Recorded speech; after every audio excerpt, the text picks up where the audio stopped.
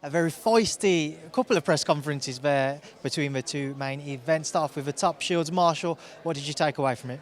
Well, we've had a couple of press conferences ahead of this one.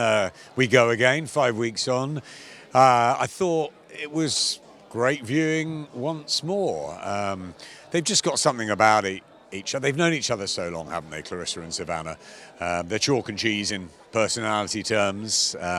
You've got the quiet young lady from Hartlepool, and you've got the brash Flint, Michigan quote, and you put them together, and there's chemistry. Whether it's nice chemistry, sort of dislike, mutual respect, no respect. Can't quite work it out at the moment, but what I do know is that they are primed and ready for the rematch of their fight from May 2012, which was the only defeat on Clarissa Shields' 78 amateur bout sheet. They're both 12-0.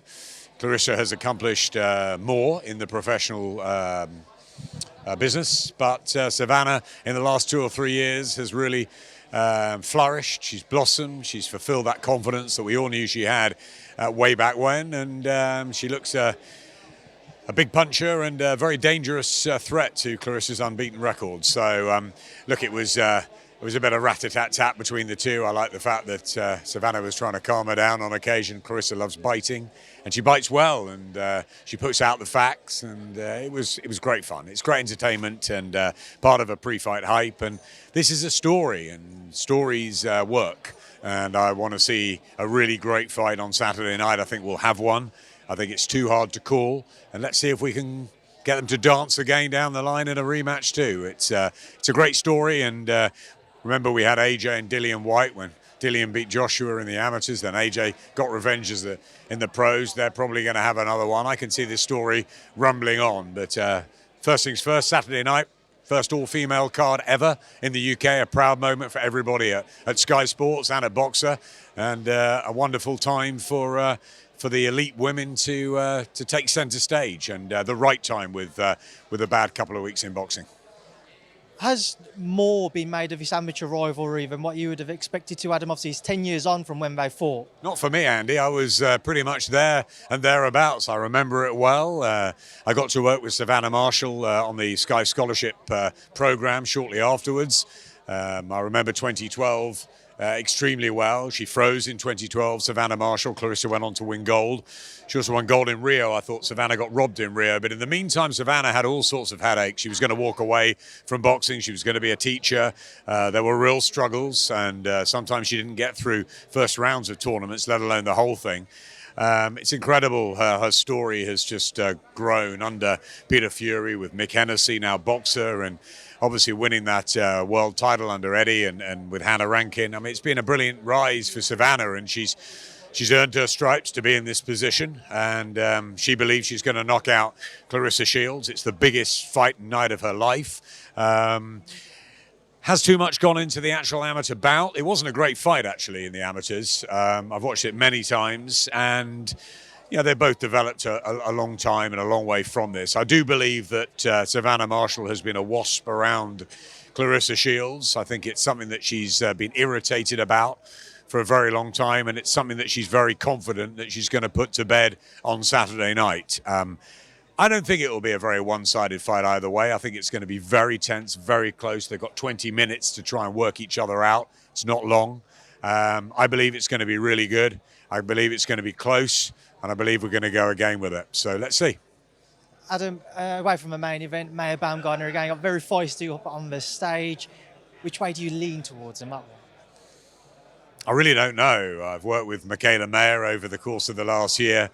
The other side of the ropes, she's a wonderful commentator. She's a fantastic star in the sport. And as Todd says, she's got the it factor. Michaela is an incredible athlete. And I think Alicia's been winding her up, saying basically she's gone through it the hard way. And I know Michaela's gone through it the hard way as well. But Michaela is very much the sort of A side of this. She's the one with, the the big backing of Top Rank. But let's not forget Alicia here with Matchroom. Great to see Frank Smith here today. Wonderful to see all the promoters working together. And there's something about her. She came over into the backyard of Terry Harper and stunned Terry. She's a big puncher. She's natural at this weight. I think Michaela's looking to go on above and beyond. And this is when it can become very dangerous. So I think it's a very, very tough fight for Michaela Mayer. She's got the skills, the pedigree, and the amateur Olympian style to possibly deal with a lot that Alicia brings to the table. But there's power. The body shots worry me a little bit with Michaela because I think she says she's fine at the weight. I'm not sure these 5 weeks of postponement would have helped her. I think they might have helped Alicia a little bit more. So I think maybe the fight is tightened. It's another pick'em, and I can't wait to see it unfold. Another one we could have a rematch for. On the undercard, Adam, some question marks which have been raised in the past about kind of the quality of opponents for the home fighters. Are you confident that the ones delivering against, say, Caroline Dubois, Caris Artingstall, Lauren Price, Ebony Jones, the list goes on, everyone fighting on Saturday, that their opponents are more evenly matched than past cards? Andy, we go back a long way. You always like to ask the difficult questions, which is the right way of doing it. And I think we've been honest that Fraser Clark's opponent wasn't good enough in Liverpool. We were disappointed with Liam Smith's as well. I've said to Ben, at times you've just got to get out there and front it up. It's up to the promoter primarily, but also the broadcaster. There are shows. We want the best fighting the best every day of the week. It's not possible all the time, and you have to build fighters. We've all been around the business a long time, and matchmaking is a very difficult skill. I think with the Olympians we've got now, with the likes of Ben Whittaker and Fraser Clark, and Caroline and Lauren and Caris, and obviously the Adam Azim and fighters like that who weren't on the Olympic program but are obviously going to speed through the preliminary ranks, we have to go a bit harder with them. And I spoke to Ben and we agreed that we're going to really push them in the next 2 or 3 fights. Adam's going to get a test in his next fight, so too with Fraser. And I think the 3 girls have tests this time around. Caroline, Lauren and Caris. They're all moving in the right direction. The problem we've got, Andy, is that these 3 are going to be world champions. Mark my words on that. They're also going to be superstars of the sport. Very difficult to match them. Very difficult. You think back to the days of Jane Couch, the pioneer of all of this. You think back to even the early days of Katie Taylor. Very, very hard to match women at that stage. Now, it's tough. What do you do with them? These women are ready for world titles almost in the next 6-8 months. Very tough, but they have to learn the professional business. You heard Caroline talking out there. It's a very different sport. She's got to sit in the pocket. She's got to work out body shots. She's got to work out what it's like to take punches without head guards. You have to take time with the young preliminary professionals, but it's tough to take time when they're so good. And these girls are really good. So, they've got to step in the right direction. I'm happy with it. And we'll be looking at how they perform and how we go again with them. Adam, away from his card, get your thoughts on a couple of the topics. Now, of course, this past week or so has been a difficult one for the sport, some bad light on it.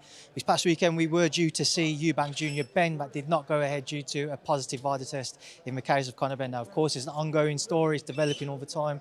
Up until a couple of days ago, reports of another failed VADA test earlier in the year in Conor's case. But just to walk me through the events, Adam, from your perspective, what did you make of it all as it unfolded? First of all, like you, I'm watching from afar. We weren't involved in the fight. It wasn't a Sky fight. But of course, it involves our ex-partners, our old friends, Eddie and Frank and Calais, of course. And these things are always very, very difficult. Let's put that first and foremost. We had a week or 2 weeks or 3 weeks maybe of trying to make Fury and Joshua. Again, that wasn't our fight and our business, but I was trying to help, I hope, push it in the right direction because, ultimately the fighters want something and the fans need it, and the fans needed Fury Joshua, and the fans were all excited about Eubank Jr-Benn, and I'm no different to you. I was taking my son to the fight. I was very disappointed to hear about Conor's positive test. Shocked, actually, to be honest, when I first heard it. I've known Conor a long time. Facts are facts. If he's failed a VADA test, obviously there's a long process through that. This guilty, innocent stuff it's a process, and no one knows until that unfolds, and it's not our business to comment on that. The British board did the right thing. They stopped the fight from happening, and Eddie and Calais also maybe a few hours later than maybe they would have liked, they came to the same decision. The fight couldn't happen. There was no way the fight could go ahead after a failed drugs test. There's a lot more to come out, I'm sure. Conor Benn has been in touch with me. He's said to me that he's very diligent about everything that goes inside him, that he will prove that he is a clean athlete. And Chris has come out of it really well, and I think that it'd be interesting to see what happens next. But ultimately, the right decision was made. The board of the administrative and governing body of our sport, they made the right decision 5 weeks ago to postpone this in the tragic circumstances of the passing of the Queen. Absolutely right. Amazing that we got everybody back 5 weeks later to go again with that. And we wait and see. But it's a difficult situation for the broadcasters. Joe Markowski, who I know well at DAZN, for Eddie and Frank, for Calla, very difficult. And I felt for them, but ultimately the sport had to do the right thing, which was the fight could not go ahead, and the British board acted in the right way. And every one of us as fight fans for the night were disappointed. But not a good week for boxing. But we move on, and we got a great week this week, and the sport will turn, and we need a good week.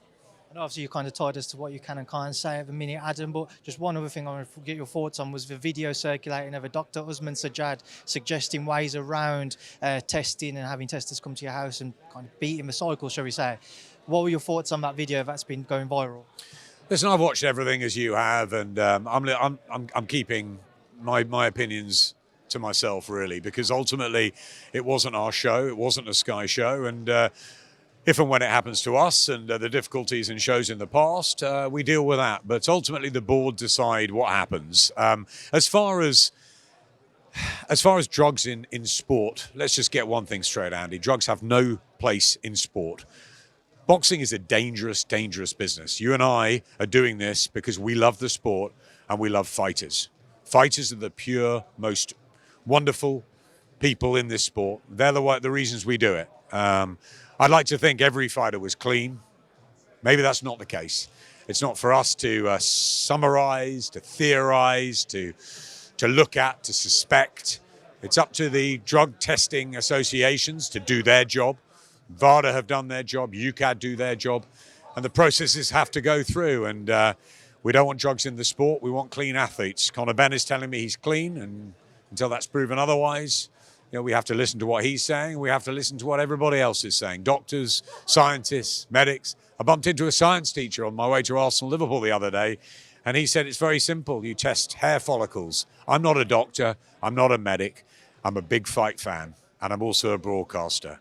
And I look at what Sky do, and we look at the board, and we are governed by the board. We don't make that decision. The board makes the decision whether an event goes ahead. But what we all are as fight fans is we don't want drugs in this sport. There's no place for them. I've lived through a lot of dangerous situations in this sport. My very, very close friend Spencer Oliver almost lost his life in the sport. I'm very close to Michael Watson. I was very close to James Murray before he lost his life. I was very close to Diego Corrales. He lost his life in different ways. It's a very, very dangerous sport. There is no place for drugs. But ultimately, it's a very, very difficult and unpredictable business. And you have to listen to the governing bodies, and we have to do what we feel is right. And that's all we can do. Away from that, Adam, just a couple of things to get your thoughts on. Fury-Chisora 3 seems to be in the works. Not the fight everybody wanted, but your thoughts. Every fight that Tyson Fury has is going to be watched. Tyson Fury is the man in the heavyweight division. I really wanted him to fight Anthony Joshua. Tyson wanted the fight. Anthony wanted the fight. But it didn't happen. And as we know in boxing, things move on. AJ, will he fight in December? Will he wait till next year? I can see a possible global tour happening with Anthony, such as Eddie's investments in markets around the world. And maybe Anthony does need a couple of warm-up fights to get back into it. I know he wanted the Fury fight. I'd love to have seen it happen. And I thought at 60-40 it was the perfect time for it to happen. Whatever, it hasn't. These things occur in the sport. Derek Chisora is a Brit. We've loved him. We've worked with him. I like to think he's very much in the latter stages of the Indian summer of his career. I adore Derek. I don't want to see him get hurt in the ring. I want him to, go out of this sport and give back to the sport that he's lit up over the years. But he's going to take this fight, and I wish him well with it. I think the casual fans will invest, actually. I think in the trade, we all know that he's lost a couple of times to Tyson Fury, and I can see why certain people think it's no point in this fight happening. But I think the casuals will lap it up. I think we'll get some excitement in the build-up. Derek's a hard man. He's a tough man. He's coming off a good win, and he's a fighter, and he wants this. So let's see whether he can get himself ready and give us a fantastic fight. Obviously, Fury starts an enormous favourite. Let's not kid ourselves. But Tyson needs to be in the ring, and he needs a fight. So I'm looking forward to it because they're two characters, and let's see what happens. Going to squeeze one more out of you, Adam. I spoke to Wallin a couple of days ago. He said his team's reached out to AJ's team about a potential fight. Do you think that would be a good move for Anthony? I've got Otto Wallin's team here, so I'm just about to sit down with Dimitri Salita and see where we go with Otto. Otto's a great guy. He's been over here a fair amount, and he had his chance with Tyson Fury, and he gave a good fight. I think that's a really interesting fight for Anthony Joshua. So yeah, I'd like to see that fight happen. Maybe I'll tell Dimitri. Well done, Andy. That's a good tip for our meeting. Right, Adam, appreciate your time. Thank you. No worries. Look forward to the show.